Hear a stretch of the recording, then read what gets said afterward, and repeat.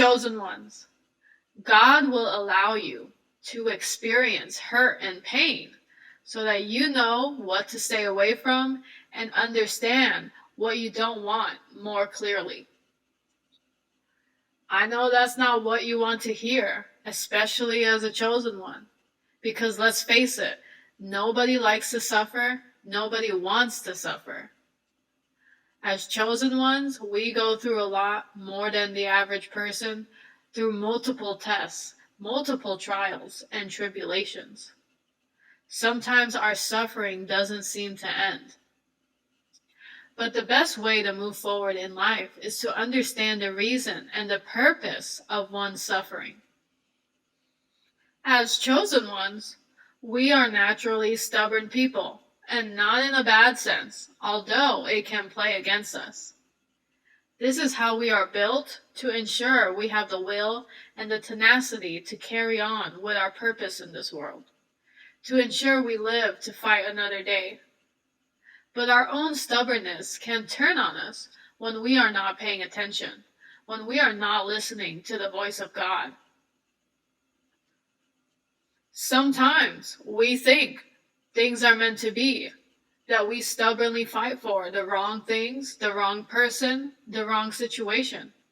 And we believe what we are fighting for is true because we are not normally wrong about these things and about these nudges.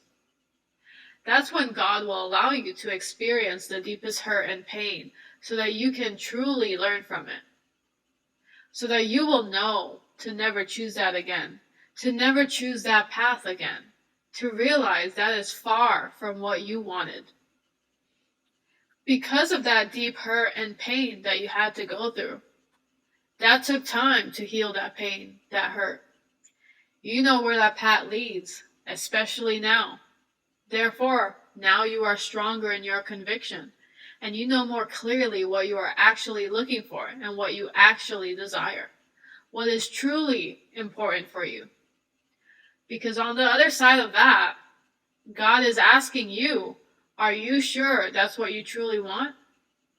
If so, okay, I'll give you what you seek, and you let me know if that's still what you want.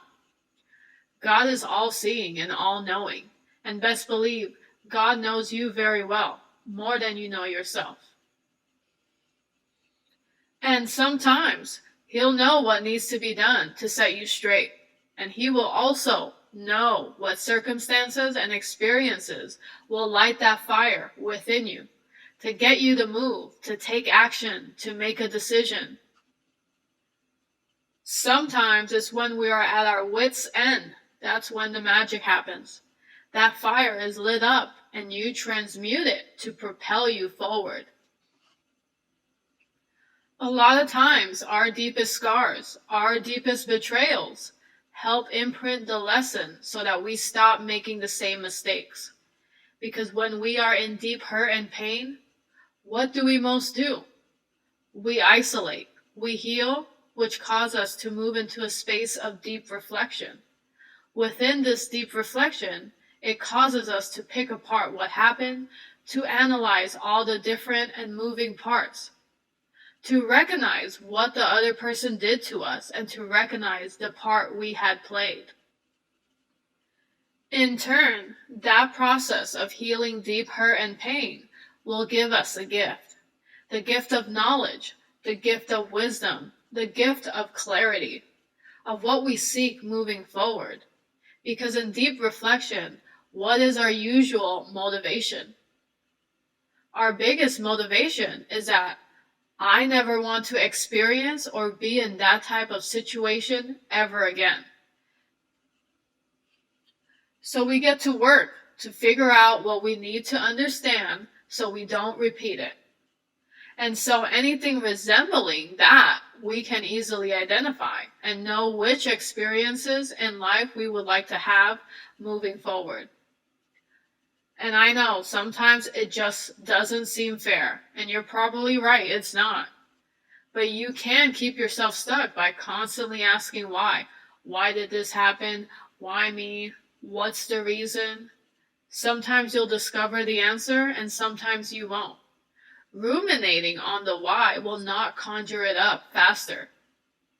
If you can't find the reason why, then know that maybe it's not the right time to know the why.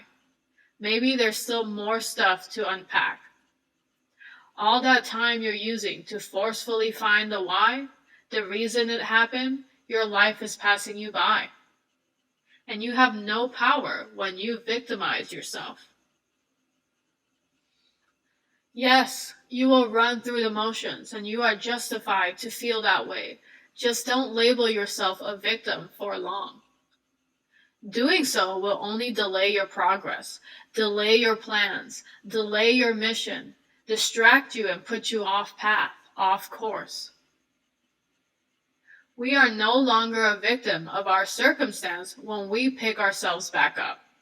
When we decide that whatever happened to me has no hold on me, it doesn't define who I am.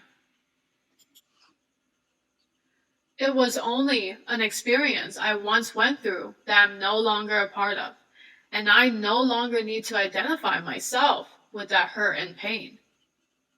When we travel light, we can pick ourselves up more easily and we can move quicker.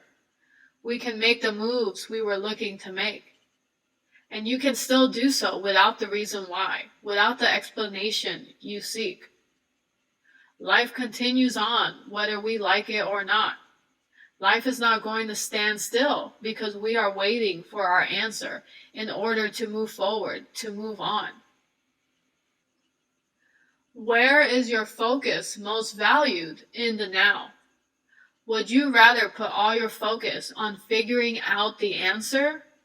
Or would you rather put all your focus on what you were planning on doing all along and accept you don't have the answer just yet? Usually the answer will come naturally when it's time, when it's right.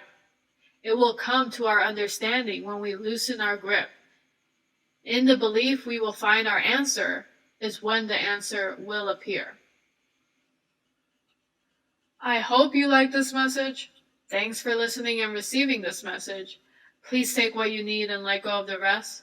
If you have enjoyed this content and it resonates, please support in any way you can. Like, share, and subscribe to this channel. If you're interested in working with me as a life coach, or if you need more information about my coaching services and specialties, I'd be happy to give you more information. Please email me. My email is down below. And I wish for all to find what they're seeking.